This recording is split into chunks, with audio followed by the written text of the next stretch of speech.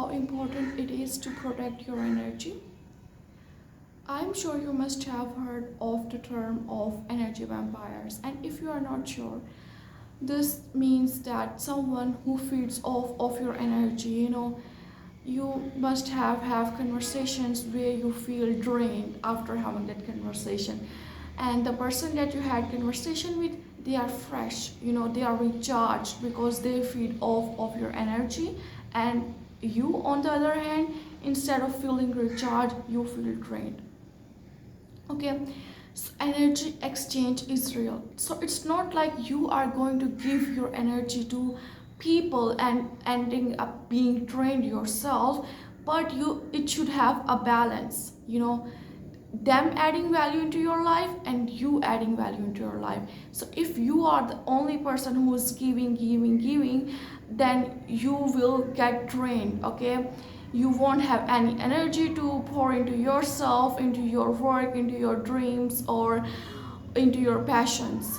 So protect your energy at all cost. It's not just people who drain your energy, there are other things that drain your energy as well, just like scrolling. Because when you scroll, your brain is in a loop, it is in a loop, and it is, get distracted. You get this dopamine hit that you are not supposed to get so much, and you, like, you are staring at a screen and like seeing other people. So you are draining your energy, you don't know, but the people that you are interacting with, you are unconsciously absorbing their energy. Just like a sponge, you are absorbing their energy. So if you are, let's say that if you are interested in celebrity gossip, okay, so whatever that negative energy is, you are absorbing it, and you don't know why you feel so drained after that. So if you watch a reel, if you binge watch a show, okay, whatever show that is, so no wonder you feel so drained after watching that, because you were having an energy exchange with the actors. And you might think that, oh, it sounds crazy, how is that possible? But it is possible. Our conscious mind are not aware of it, and even science has proved this, that you are absorbing the energy of other people. So if, let's say that you are in a company of a depressed person, of an anxious person, or of a gloomy person, you will absorb their energy and it will have an effect on you. So no wonder when you are with people that uplift you, when you are with people that are positive, you feel positive after having a conversation with them. You feel uplifted, you feel, like you want to do something in your life. So similarly, if you have a conversation with people that only see the negative in everything, you will start to see the negative as well. And Prophet Muhammad, peace be upon him, says that a person is on the religion of his friend. So it is so important to protect your energy and do not trade your energy just like it's nothing. It is so important, it is your currency, it is expensive than money. Okay, so your energy is expensive than money, be careful about it. Okay, so I will give you my example. Like, I have this healer frequency. What it means by that, like, people feel safe around myself, and I unconsciously attract a lot of unhealed people, because I like helping people. I like, giving advice, and like, so unconsciously I attract a lot of unhealed people. So if I just give them therapy, if I just give them advice constantly, I feel drained. I need to set energetic boundaries where I am like, okay, I am not in a state of giving right now, so I won't give you, I won't give you free therapy, I won't give you, like, my advice. Why? It's not like, it's not by being selfish. You need to understand that, Islam also talks about being merciful towards yourself. So, when someone follows Islam, they think that we are just out to have think about other people and not think about ourselves, but that is not true. Okay, you have right on yourself, so protect the energy of yourself. If you want to thrive, if you want to glow, like, block all these energy vampires that are constantly draining your energies. I'll give you a simple example. Okay, so I would be in constant, like, I would constant give therapy, I would constantly listen, and people would suck the life out of me. I feel so drained after talking to people that I do not want to do anything at all. I would fall onto my bed and I would not want to have a single conversation with anyone for hours. That was what happened to me. And that person who ranted or dumped their trauma on me, they were thriving, because they were feeding off of my energy. So it's important to say no, it's important to set boundaries. It's not about just being confident or not being a people pleaser. It's also about loving yourself, respecting yourself enough to setting boundaries and saying no to things that are not serving you. Okay, just like I said before, it's not just with people that you're exchanging energy with, it's also on social media. So if you consume content that is negative, if you watch news all the time that is negative, no wonder you would be anxious, no wonder you would be scared, because they feed off you things to trap you in a frequency of fear, to trap you in a frequency of anger, in a frequency of helplessness. So you need to block out all of these things. And honey, once you start to prioritize your energy, you will glow up like this.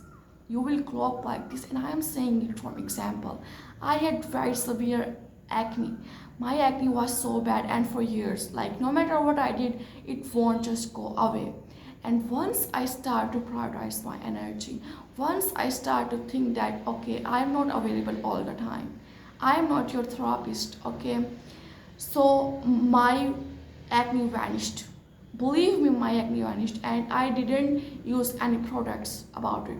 It just vanished because I started to prioritize my energy. And believe me, a lot of people have been saying to me that your energy is so magnetic. I have been receiving these compliments a lot these days, that your aura is glowing. I feel safe with you whenever we have conversations, because I have started to prioritize my energy. I have started to invest my energy into things that give me energy, into things that allow my soul to thrive, instead of giving my energy to things that drain me. A lot of people, they say that their work drain the energy out of them. Is it really worth it? Like, if you think that you can't have money unless you do that shitty job, then you won't have money. So if you think that you can get rich by doing what you love, then you will get rich by doing what you will love.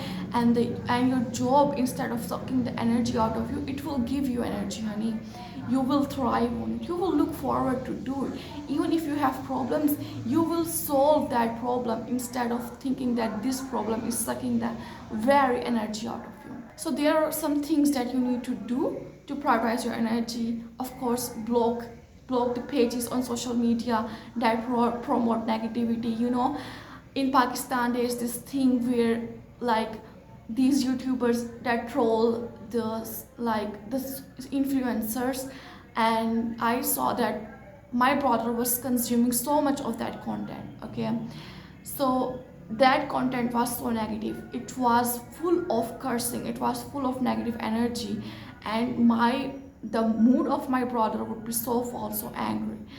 And no wonder why it was that, because he was consuming the content, he was consuming the energy of other people that was negative.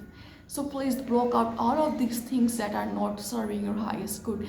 Whether they are celebrities, whether they are influencers, or whether they are friends, it doesn't matter.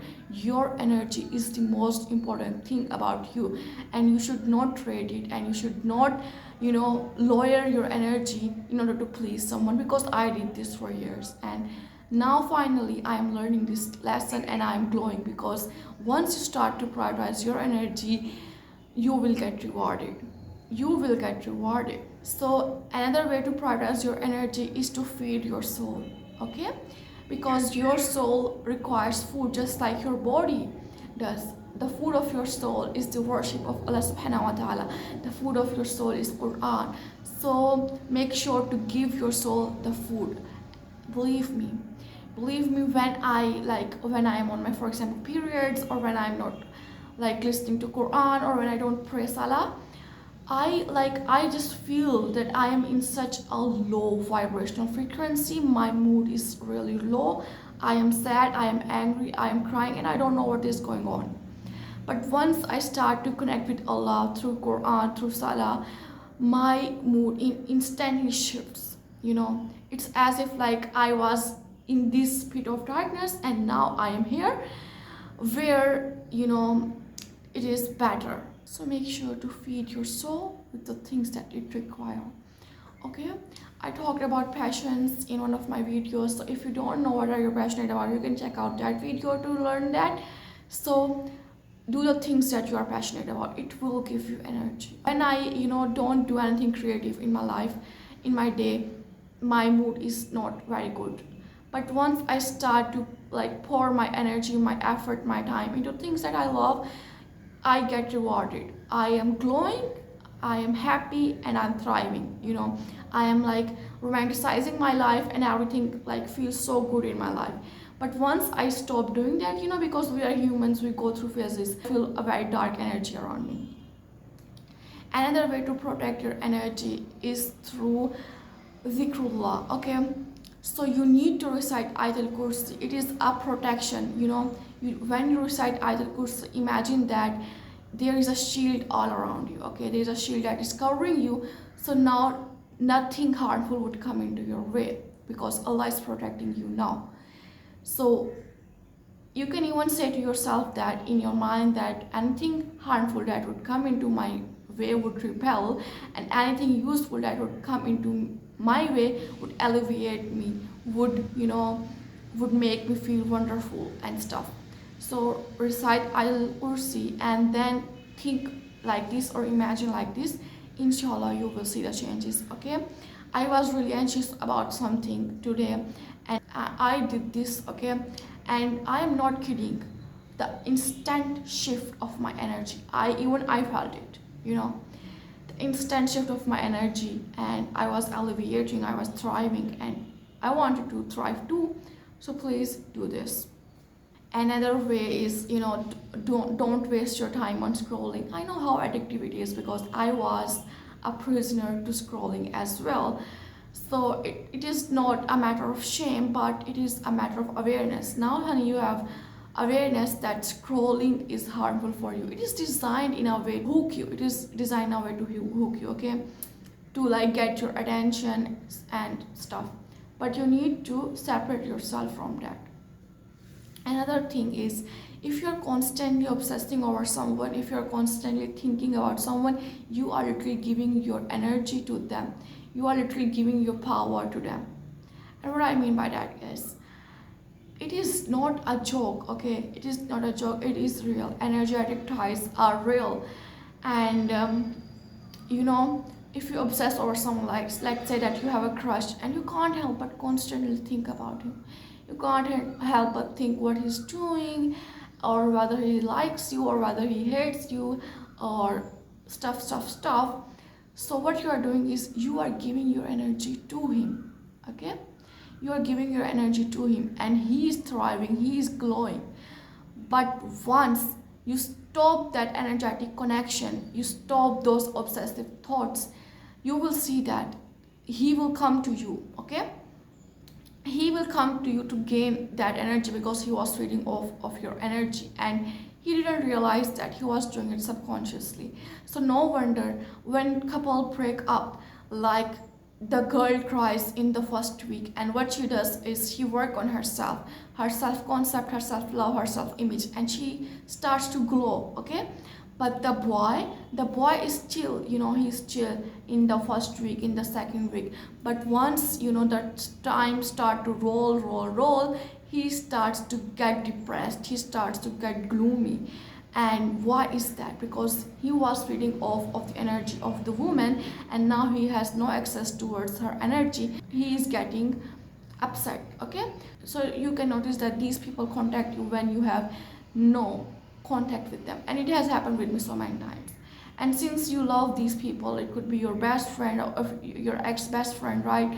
Since you love these people, you give them the advantage, give them a chance, but it is not to your highest good. So think for yourself that, is this connection that I am having right now would serve my future self? If the answer is no, then please cut that tie, cut that connection.